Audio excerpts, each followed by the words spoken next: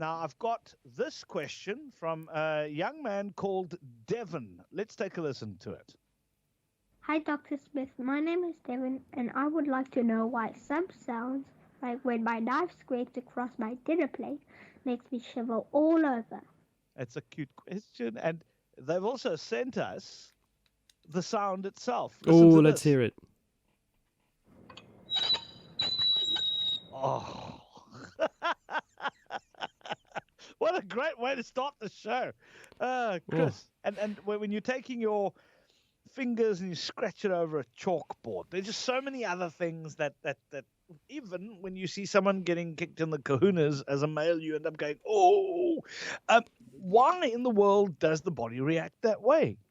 First of all, where does the sound come from? The sound comes from the knife and the fork scraping across the plate's surface, obviously. Yes. It's a sound, therefore it's a vibration, and what's happening is that the blade, the sharp edge of the knife or the tines of the fork are sticking and slipping across the slightly rough surface of the glaze on the plate, and that's creating very high frequency vibrations. Those vibrations, because the plate's a big surface, it's very well mechanically coupled to the air, so it's like a big loudspeaker. It moves those vibrations out of the plate surface into the air with quite high efficiency, and they then travel to your ears. Devon's question, of course, is, well, why on earth does that make me shiver and shudder? And not just me as the person making the sound, all the people around the room. Yeah. And the reason for this is that we don't know for sure, but people have done experiments on this, and it looks like there's a specific range of frequencies which, when this happens, they activate your amygdala in your brain. The amygdala is your fear center. So what we think is happening is that certain frequencies presented to the auditory system, your hearing system, then activate the fear center in your brain, and we think that happens because the frequencies that just happen to be coming off that plate, or just happen to be made when someone scratches their fingernails down a blackboard, you know, the same sort of sound. Yep. Those are the same sorts of frequencies at a high pitch that an individual who is screaming might make, that a baby who's crying might make, and that an animal in distress might make. And so we think that there's this primitive pathway in our brain that tunes us into danger sounds and alerts us, gets our attention, hijacks your attention, makes you pay attention so that you can look out for danger and potentially help someone else who's in danger. And it just so happens that your knife on your plate, your fork on your plate, your fingers going down the blackboard maps onto the same range of frequencies, so they plug into the same pathway in your brain and elicit that danger response. And that was a fabulous question from young Devon Hong. So thank you very much for that, Devon.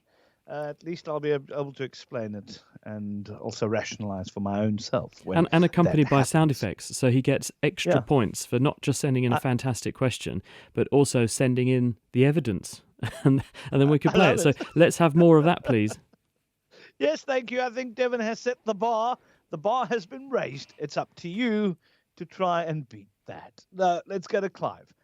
Clive is in Swellendam. Hi there, Clive. Good day. Hi, good morning. Good morning. I don't think I'm going to reach that far. My question. However, it's a question I've been dying to ask Chris for a long, long time. Mm-hmm. And that is, when I was growing up, my mom always used to say, don't suntan in the winter sun. You can suntan in the sun and summer sun, but winter sun is not a good thing to do. Any comments on it? Is just a myth, or what is that, Chris? Yeah, it sounds like a myth, Clive. I can't think off the top of my head why that would be true. If you think about the distinction between summer and winter, the Earth is at an angle, it's tilted, 23.5 degrees, give or take. And this means that in summertime, the surface of the Earth that is tilted towards the sun, a bigger surface of the Earth is tilted towards the sun. Therefore, that patch of Earth gets sun for longer, which is why you have warmer weather in summer. And in wintertime, it's tilted away. Therefore, that patch of the Earth's surface gets illuminated for less time. So therefore, the weather is overall colder in winter. But the distance difference between when the Earth is tilted towards the sun versus away from the sun, given how many millions of kilometers away that the sun is anyway, it's really inconsequential. So it is not that. The sun is a bit higher in the sky in summertime than wintertime, and therefore the amount of atmosphere the sunlight is coming through in summertime is a bit less, and therefore the intensity of the ultraviolet in summer is going to be a bit higher. But on average, it's not going to make a great difference in terms of the composition of the ultraviolet that's coming through the atmosphere, because the UVC, which is a really short wavelength UV, won't get through at all. The UVB, which can be more powerful and more damaging to your skin, will get through a little bit less, and not much comes through anyway, and the UVA is still going to come through. So if it's sunny in winter, then you're still going to get UVA exposure and potentially get some sunburn, and also make some vitamin D. So I don't think there's really any really good grounds for saying to people there's a distinction between sunbathing in summer and winter, other than you might look a bit mad if you're in your swimming costume sunning yourself in the middle of winter. Well, it depends on your swimming costume. I mean, could it? I mean, I'll ask you a stupid question. I mean, you asked the clever one, Clive. I'll ask the stupid one. Isn't it maybe because in winter you think you can spend time in the sun for a longer period because it's cooler? Yeah, it's a good idea, Maybe. and it's a good suggestion, because the colder air means that you're more likely to spend more time exposed. And this is why people often get sunburned on their skiing holidays, because they've had a long period of time without much sun exposure because they've been indoors in the winter weather, and therefore their skin, if they can, has lost its melanin tone. So white skin becomes much whiter in winter, and then people go jetting off on their skiing holiday, and you get a double whammy of ultraviolet on your skiing holiday, because you get the incident radiation coming down from the sky. You're also at higher altitude, a bit like Joburg, but then you've also got the reflection off the sun surface. So if you off the snow surface, because snow is white because it's reflecting all the wavelengths of light, and if you've already got very under-melanized skin because it's wintertime, the dose into your skin is therefore going to be higher. So that is potentially a good point. You have a higher likelihood of getting burned if you already have paler skin because you've already been underexposed to UV. So maybe I was assuming that Clive would be a sun worshipper all year round. and in fact, no, it's coming in peaks and troughs. But that's a good suggestion, Kino, yeah. Okay, great. Clive, thank you very much for asking it. Another one here. Dear Dr. Chris, why does the President of the United States skin have an orange tint to it? I'm kidding. I put that one in there. I think it's called spray tan. But are people, do some people actually have orange skins? I mean, is that just part of the makeup? Because if one looks at his skin, it seems to be more orange than most other people's. Well, you can have orange skin if you eat too many carrots. And this is because carrots contain beta-carotene, hence they're called carrots. And beta-carotene is a fat-soluble orange molecule, which is two vitamin A molecules stuck together. It's not toxic because it's not active vitamin A, because it's two molecules stuck together, and two molecules are not active until they get broken down in the body into individual molecules. So if you eat too many carrots, what your body does with the beta-carotene is to store it in fat. And as you have a lot of fat under your skin, then you can store lots of beta-carotene in your skin, and you will go orange. And your eyes will go orange, your skin will go orange, and you will only un-orange yourself as you break down the beta-carotene and use it, which is what happens slowly. The other reason people might take on an orangey yellowish tinge is if they have a liver problem, because your liver removes from your body bilirubin. Bilirubin is a breakdown product of hemoglobin, which is the molecule in your blood cells that carry oxygen, and you have to get rid of that by breaking down the bilirubin molecule and then chucking it out into the bowels from the liver. And if you have a liver problem, the bilirubin spills over into your bloodstream and then goes into your fat cells as well. And this will make a person with a liver problem look yellow, and we call that jaundice. I don't think President Trump has that. I think because the orange tone does change from day to day, it can't be carrots either, because the half-life of beta-carotene in the body is quite long. So I'm going with the cosmetic orange. Yeah. Spray tan. Okay. Alan in Claremont, good morning. Good morning. Hi. Just after talking about the sun, I've got a question about the moon.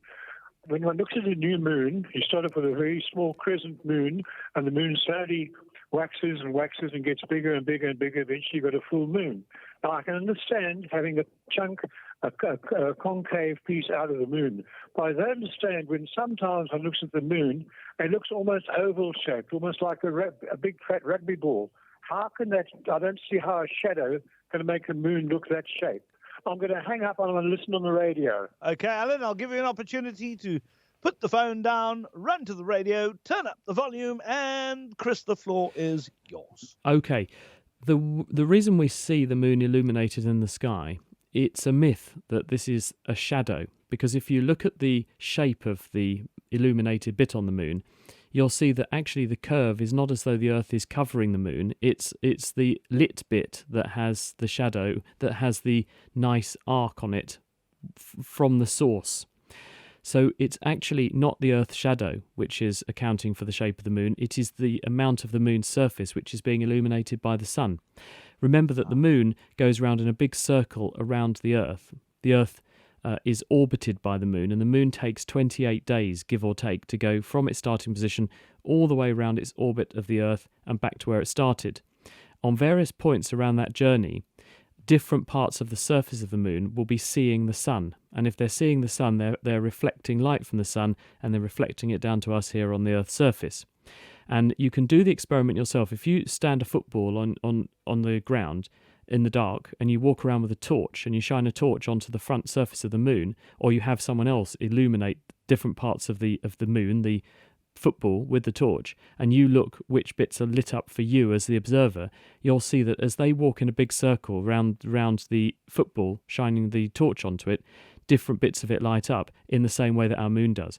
And when we have a new moon, the moon is completely invisible to us, and that's because the sun is illuminating the side of the moon that faces the sun, but it's the opposite side of the moon to that facing the Earth. So we see darkness, we can't see the moon. But as the moon moves round on its orbit, the sun is illuminating progressively more of the moon's surface, so we see more lit up. And then as it gets round so that there's sun, Earth, moon, you've then got the full surface of the moon being illuminated, and we see a full moon, and then the reverse effect starts to kick in. So as the moon waxes, it's getting bigger, or wanes, it's shrinking again, going back towards its new moon, the invisible moon, then there's a little bit of an optical illusion kicks in your brain as well, because your brain sees the lit part and then it fills in what should be there, because your brain knows that the moon's a ball, and so it fills in what the rest of the picture should look like a bit, so it fools you into it's almost an illusion, the shape of the moon. You can see something that isn't there because your brain's interpreting what it can see and what is lit up and working out what should be there. And our brain is doing this for us all the time to fill in the gaps in our visual world. Excellent. Thank you for the question. Let's go to Ned. Ned's in Athlone. Hi, Ned. Good morning, Dr. Chris. Good morning, Kino. Good morning, the staff of 567. Morning, sir. Good morning. Dr. Chris, tell me, you know a cobra and various poisonous snakes. If another animal bites them and eats them, why don't those animals get affected? Yep, okay. Good question, Ned. The reason is that the venom in creatures like snakes, also scorpions and spiders, those venoms are mixtures or cocktails of proteins. Proteins are fragile molecules, and in order for them to be active, they have to be injected into the body. They have to get into the bloodstream, and then they target various structures. These proteins are sticky molecules that will go and find a target and bind to it and either block it or activate it. Many of them, to achieve a very rapid effect, target the nervous system, because snakes don't have very good vision and they can't move that fast for very long. So the way that they catch their prey is that they bite it, inject it with an enormous dose of the venom, and then very quickly these very fast-acting venoms will deactivate the nervous system of the prey animal, and the snake can then sniff out where the animal has pretty quickly keeled over and died, and then it can eat it in safety. But because those venoms are proteins, if they go in through the mouth, then they will be broken down by digestive juices. This is the same reason that a person with diabetes has to inject themselves with insulin. Insulin's a protein, and if you ate insulin, it would be broken down, so you have to inject it. Snakes, spiders, scorpions, other sort of stinging animals that use a venom based on proteins have to inject them into you for that reason. So if another animal came along and ate a snake, it would be eating the venom, and the venom would be deactivated in the digestive tract of the animal. If a snake bit itself, it's perfectly possible that it could die of its own venom. And if a snake bit another snake, it's possible that that venom could kill the victim snake or other creature. So it's not a given that just because you've got venom, you're immune to venom. And if you eat venom, you will be able to break down venom. But if the venom gets into your body, not via your digestive tract, so those proteins do their job intact, that's when it's dangerous. Okay, great. Moving on to some of the voice notes that you said. We had a lot of calls coming in, but let's listen to some of those voice notes. This is a question for the naked scientist. I would like to know, has man really been to the moon? I know there's been so many debates, yes or no. Why have we not been back since? If we can get to the moon, why has man not been landing on the moon regularly, doing experiments and testing? Is there a reason for that? Thanks. Chris? Yeah, well, we have been to the moon, yes, and the evidence is unequivocal that we've been to the moon. It's just a good story, isn't it? Oh, I don't think they really went. The royal we did go to the moon, and you can see the landing sites. There was a mission in 2003, Smart 1, which put an iron drive driven craft out into lunar orbit to study the moon, and as that craft came to the end of its mission, they directed its flight path over some of the Apollo sites and took photographs, and you can see some of the infrastructure there on the surface of the moon still there from the Apollo missions. So we know the guys went there, we know that they left materials there that we can still see to this day. One of the things they left behind is also a mirror. There's a mirror on the Earth's surface which is bouncing a laser beam from the Earth, which is sent from the Earth to the moon and back to the Earth every day. And that's how we know, for instance, that the moon is moving about 2 centimetres further away from the Earth every year. And this is because the moon is robbing us of a little bit of our rotational energy, which is giving the moon some energy, so it's moving to a different orbit. So we know, based on observed evidence, that people did go to the moon. Why haven't people been back so often since? Simple answer, very expensive. For what gain? We'd love to be knocking around on various planets and bodies out in the solar system, but it's incredibly dangerous and incredibly expensive, and you have to ask, is that the best use of resources at this time? We are planning to be going back to the moon very soon, actually. There is a Lunar Gateway project which was due to be scheduled for next year. I'm not sure what the timeline is now because of COVID, but this will build a space station orbiting the moon. This will act as a jumping off point for missions to and from the moon down to the Earth's surface and back again, so people can study the moon in more detail, and perhaps with the idea of establishing some kind of settlement on the moon. But that is an international initiative. The European Space Agency very much involved in that, and it's due to actually be starting as soon as next year, which is an extraordinary prospect. So we may be going back to the moon sooner than you had thought. Okay, we received a call from Carl in California, otherwise known as California. Carl, good morning. My question is about electricity. Where is the electricity before it becomes the power that it is? Before it goes into the turbine, where is the electricity? I just cannot work it out. Thanks, sir. Morning, Okay. Carl. Or yes, very early morning for you, Carl. If you're in California, then it's about 1 o'clock in the morning. Yep. But anyway, good morning to you. The answer is electricity is the flow of electrons, which are the negatively charged particles around atoms. And the energy that is the electricity is actually in the coal that you burn to produce the electricity, or the oil, or the gas, or the wind, or the sun, the photons that are hitting the solar panel.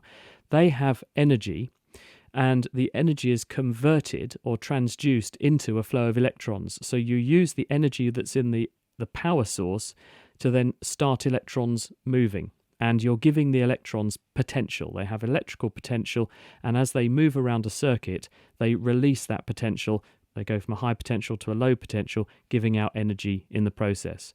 So the electricity always exists in the sense that it is merely electrons, but what you're doing is giving the electrons a push, and they're able to do some work because they're moving around your circuit, and as they move around your circuit, they surrender the energy you put into them back into whatever you're using the electricity to do, whether that's turn a light on, drive a fan to cool a room, or make a radio program. Chris, thank you for that. And we have maybe time for one or two, but let's just see how the insomnia one goes first. Good morning, Chris. Good morning, Kino. A question, please. Chris, what causes insomnia, and can it be rectified without taking medication? Thank you, Jenny. Hi, Jenny. Chris? Well, the answer is insomnia is the inability to fall asleep or the inability to stay asleep for a reasonable length of time that gives a person a restoring night's sleep. The reasons can be manifold, and the most common one is people who have anxieties, people who are worried about something, go to bed with something on their mind, and when you go to bed at night, all the other stimuli, the things that keep you busy during the day, news to watch, television to watch, things to read, things to do, shopping, cleaning, whatever, they're all taken away. So the only thing left for you to do is to ruminate on things that you should be doing, should have done, might have to do in the future, things that might happen, things that might not happen. And these things go around like a vicious spiral, getting more and more worrisome because you obsess about them at night, and this keeps people up. That's one reason. Another reason is people can be in pain or have other medical conditions that mean that it's impossible for them to get comfortable and they keep being woken up. Another reason is that people may have a bed sleeping partner who is a nightmare because they snore, and there are people who they're the snorer and they get a bad night's sleep because they're snoring, but then their poor bedfellow gets an even worse night's sleep because they keep being woken up. So that's another consideration. Other sorts of noises that go on all night and can keep people awake also disturb sleep. And then there are some interesting disorders which are unpleasant for the people who have them, but they're interesting to study because they can reveal to us how sleep works. There are disorders where people cannot get any sleep. And there's one genetic condition called fatal familial insomnia, which is what we call a prion disorder. It's an inherited condition and it's a degenerative brain condition, but one of the side effects of that is, and it's very rare, so people shouldn't worry that they've got that, but one of the side effects is that people lose the ability to get off to sleep. The way to solve this is to actually be very disciplined about your sleep. So always use your bedroom only for sleeping. Make a time to go to bed and get into the habit of getting up, going to bed at the right time and getting up at the right time. Establish a routine. Don't use screens late at night because screens, especially LCD screens from mobile phones and things, will wake you up. They send a wake-up signal to the brain. So have a screen-free hour or two before bed. Don't dazzle yourself with lots of bright lights. Turn the lights down a bit. Put yourself into a comfortable state of mind before you go to bed and put things to one side. Don't worry about them till the next day and get into that routine. And this can often help people to get a restful night's sleep.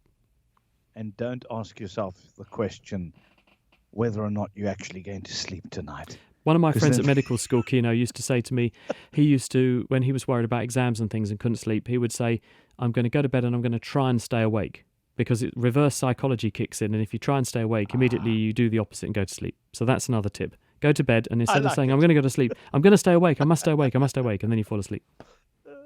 Chris, always a pleasure. Have a wonderful weekend. We'll chat to you next week. Thanks, Kino. Bye.